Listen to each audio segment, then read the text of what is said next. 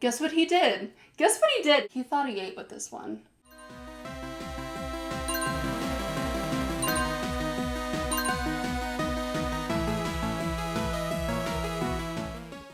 Hello, stinky, smellies, pixies, losers, and lovers. Every time I don't know what's gonna come out of my mouth.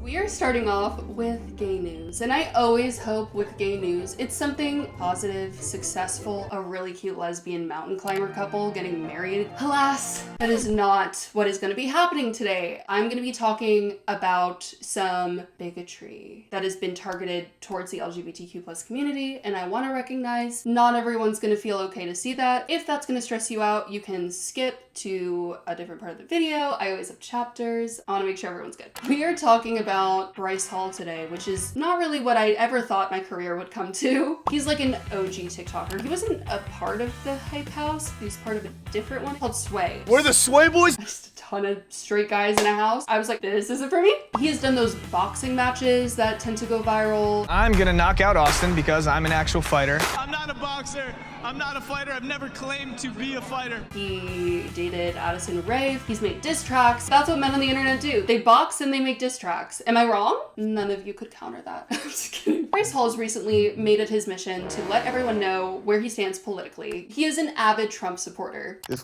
Kamala Harris is my president after Joe Biden was my president, I'm just gonna off myself. In discussing that he is a Trump supporter, he has gotten backlash. Bryce Hall coming out and I didn't come out. Did you come out? Not only backlash though, there have also been a lot of supportive comments. In his response to that backlash, he's been posting these TikToks that are very targeted to the LGBTQ plus community. Kamala Harris becomes president, I'm definitely gonna off myself. This is exactly what I thought, like the typical Kamala Harris supporter would look like. He said, fine guys, you're mad at me? I'll do what you want to do. Guess what he did? I've seen about 1 million videos of people just on my life because I said that I was going to vote for Trump. You guys changed my perspective on everything, so I got to change my Instagram bio.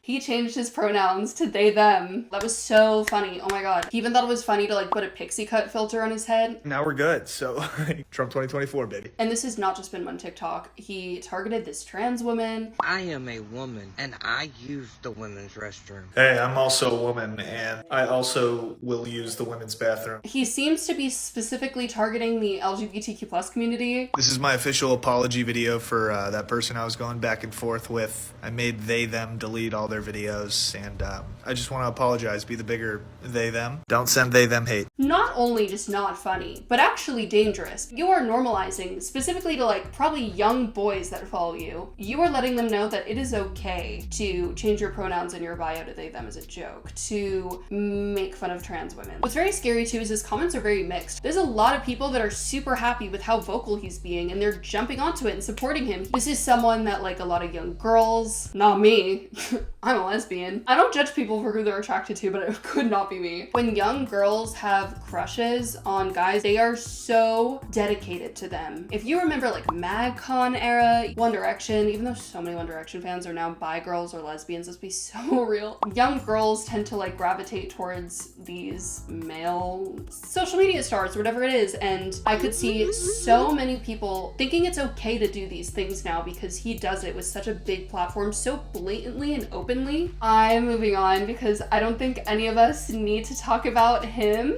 any longer, but I just wanted to talk about how dangerous it can be to see such a giant TikToker speaking and normalizing making fun of trans women, non-binary people so openly. Guys, I need to tell you something. I need to be honest. I've become a perfume person. I thought perfume is for rich old people, not for common people like me, not for pink-haired Hot Topic girls. No. Gen Z gets down with perfume. I need to talk about Scentbird. When I talked about making perfume accessible for all, I am talking about Scentbird. I don't know about you, but I have ADHD and I can't ever pick one thing ever. I need to try everything out. I don't want to spend a lot of money on one perfume bottle and wear it for the rest of my life. I don't want to be defined by one scent. I got these scents from Scentbird. I love them. I've been rotating them in my purse depending on the day. Each perfume comes with a 30-day supply, which is great. It literally will perfectly last you the month. This is so nice to just keep in your bag, and it locks, so you're not gonna lose any of your nice perfume. I've been loving this one. This is Rain by Commodity. It smells like lemon, lotus, and water musk. This one has been my favorite, the Mean London, and it is called the Cora. This one has notes of Bulgarian rose, magnolia, vanilla. I love spraying this just around the house. Like, I love just smelling like this for myself. And that's how it should be. Perfume is yours. It is your choice, your decision. And that's what makes it fun.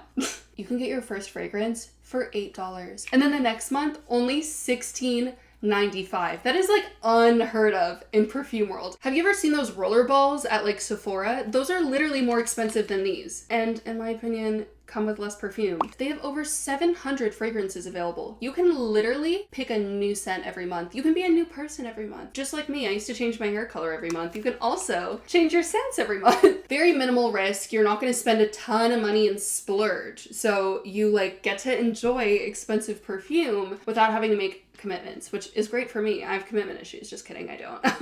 You get what I mean? If you're interested in Scentbird, which you better be, okay? I just hyped them up so much. You can use code Jessie to get 55% off your first month of Scentbird. That is insane. I love these scents. I literally can't pick a favorite. I love them all so much. Which one would be your favorite from how I described them? Let me know in the comments. This is the time when I was, like a few years ago, that I said if stalker vibes, like family was in danger, is when I would quit. And like, we're Me there. too, same. We're yeah. there. Like, know where my parents live and like my sister, where's my sister works. Like, all this weird I've like pumped the brakes on honestly anything to like make me more known. Chappell Roan made a series of TikToks about how she's setting boundaries and how certain behavior from fans she does not like and certain behaviors aren't normal. If you saw a random woman on the street, would you yell at her from the car window? Would you harass her in public? Would you go up to a random lady and say, "Can I get a photo with you?" And she's like, "No, what the f-?" And then you get mad? Would you be offended if she says no to your time because she has her own time? Would you stalk her family? Would you follow her around? Would you try to dissect her life and bully her online? This is a lady you don't know. Would you assume that she's a good person? Assume she's a bad person? Would you assume everything you read about her online is true? I'm a random. You're a random. Just think about that for a second. I don't care that abuse and harassment, stalking is a normal thing to do to people who are famous or a little famous, whatever. I don't care that it's normal. I don't care that this crazy type of behavior comes along with the job, the career field I've chosen. That does not make it okay. That doesn't make it normal. It doesn't mean I want it. It doesn't mean that I like it. I don't want whatever the you think you're supposed to be entitled to whenever you see a celebrity. I don't give a if you think it's selfish of me to say no for a photo or for your time or for a hug. That's not normal. That's weird. It's weird how people think that you know a person just because you see them online or you listen to the art they make. That's weird. I'm allowed to say no to creepy behavior. Artists 100% should be able to set boundaries without being told that they don't appreciate it. I think it brings up a really interesting conversation of what it means to be an artist. Having proper fan etiquette is so important. There are things you cannot do and things that at the end of the day, you are more interested in yourself and inserting yourself than the actual artist and their mental health. There was even a fan account for Chappell Roan that found out a lot about her family, where her sister works, and started sharing this information. Are you even a fan of Chappell Roan if you think it's appropriate and in her best interest to share personal information? It is one thing to have people recognize and support your art, and it's another thing to have people dox you. People almost view these artists as an object rather than being a person. I feel like Chappell Roan is saying as an artist, that is literally my persona. Like, I don't even go by my legal name as an artist. Chappell Roan is my drag project. And I think that's also helped personally to separate it as a job, as like a project, and then there's me as Kaylee.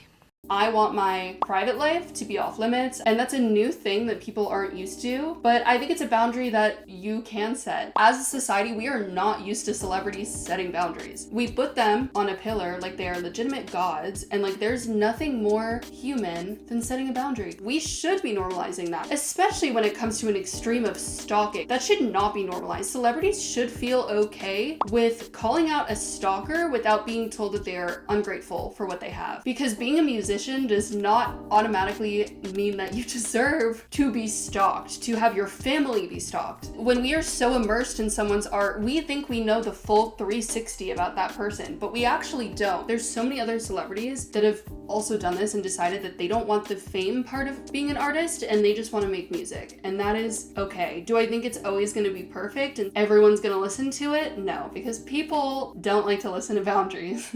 But there is no reason a artist should be scared to talk about something they're uncomfortable with because they're scared of being seen as being ungrateful. Every human being should be able to set a boundary. Also in the mental health department, we have Looksmaxxing. So basically what Looksmaxxing is you take a picture of someone and then you do a side-by-side and you show what the person could look like if they implemented all of these steps and things that would just make them look the best they could look. It's like doing every single thing you can to look as good as you literally possibly can on this earth. It can be especially destructive when it goes into weight loss kind of territory, because I've seen a lot of these Looksmaxxing posts where people will ask someone, can you Looksmax me? Potentially a minor, a very young person, and they are telling the person they need to slim down their face. I could never go on the internet and tell someone that they need to lose weight to look better. It is targeting this demographic of insecure people that are just trying to like feel better about themselves and giving them some extreme options. There's definitely ways that this is destructive, and there's ways that it can be done where it's not destructive. Like that needs to be a thing that I say. For example, I have super blue toned skin, so when I had blue hair, sometimes my skin looked blue. It might help someone to know what hair colors look good with their skin color. It is not purely bad, but there's a lot of parts to it where it's not good. It actually was first invented on incel forums. That kind of tells us a lot. These men would like bully each other but enjoy it because they would work on themselves. You want someone to bully you into looking a certain way. This is my personal trainer, Owen. Owen, say hi. Hi there. Well, Jesus walked 40 days and 40 nights, but you can't even walk 40 minutes on a treadmill. Listen. I love to feel pretty. I love to do my makeup. But like, is my job in this world to just look good? No. I would like to think I have a personality too sometimes. No, I'm just kidding. There are so many parts of our lives where we can strive to be the best we can be. It feels so superficial to make it your goal to have the perfect look at all times. All of these words that we're coming up with, they are destroying how young people feel about themselves. Do you have doe eyes? Do you have siren eyes? I just have eyeballs. I've been insecure about my nose for a long time. When I was in middle school, I had a close friend of mine say I had a dog nose in a derogatory way. If dog nose was like a word that was spread all over TikTok and people were like, this is how you get rid of your dog nose, can you imagine how much more dangerous it would have been for someone to have said that to me? But we're getting so specific with what is good and what is bad. Here's the thing, I'm here for some fun traits. Like doe eyes and siren eyes, that actually sounds kind of fun. Like I get it. Like do you have like cutesy eyes or more like ooh, like seductive? Like I get it, 100%. But when it gets into weight, when it gets into you need to change this part of yourself and there's one thing that's right and one thing that's wrong, that's where it's too much, in my opinion. That's where it starts getting dangerous. We are so obsessed with appearance that we've like almost been lacking our humanity. I think we're going in a really scary direction right now, and I feel so passionately about it that it is difficult for me to not say anything. As someone that's recovered from anorexia, it's really hard to see people basically normalizing these things. There recently was AI that came out called Friend, and it is supposed to be your friend. It's an AI power necklace. There's a little charm in the center and it talks to you. Their mantra is not invisible. Like it's a real friend, but it's AI. It's a computer. It's not your real friend. You have to watch this commercial. It literally looks like it's either an SNL sketch or a Black Mirror episode. It's crazy. Gosh, I'm out of breath. Woo! I don't know how to woo very good.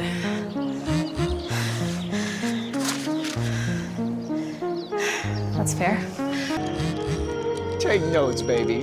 Oh man, you guys suck. Bro, you look like the back Let's of the go. Let's go. Dude, what?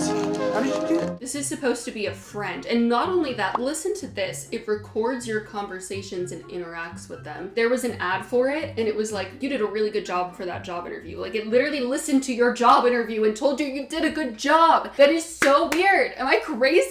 For someone that doesn't have friends and like wants to just yap about their day, I fully understand that they want someone to reach out to. I don't think it should be AI. We are living in a very lonely time where things can feel really isolated. It can be really hard to make friends. I feel for my audience where, you know, if you're a queer person in the middle of the country, or you're in a country where being queer isn't something you can be open about, I fully 100% understand. I was a special ed kid. I get it. I have like my friends I ride or die for, and like I hold on to and I cherish them. I'm not like a person that has a ton of friends, but I'm very grateful for the ones I do have. However, I think it is false advertising to advertise that AI is going to be like an actual friend. Like, that is a very vulnerable audience. Someone that is looking to anything for a friend. That is a super dangerous thing to do. Like, that's the thing that really scares me. It's when someone's advertising to a very vulnerable audience, and it could be dangerous to that audience that's already in that vulnerable place. Do you get what I'm saying? It's not out now. It's coming out in 2025, and you can pre-order it for $99, which to me is so interesting. Like, how do you put a numerical value on a friend? I get it, like it's the software, blah, blah, blah, blah, blah. But there's a different value to an actual friendship. Also, if your friend is always saying the right thing to you, I worry about a person's social skills. You are in complete control of all of your conversations with this AI. If you say something out of line, they're not gonna correct you. And we learn a lot from speaking to other people. Imagine how difficult it could be for people that don't have friends in a vulnerable situation, and they are learning about the world through the lens of AI, because you really do learn about the world through the conversations you have and the relationships you have. Gay win of the week is my merch being out. I have merch that says, I'm just a girl, but it also says, I'm just a boy, but I also have, I just exist outside of the binary, in non-binary green. I don't know why, I just feel like the green felt right. It would mean the world to me if you bought this merch. That's a gay win to me, so I'm sorry.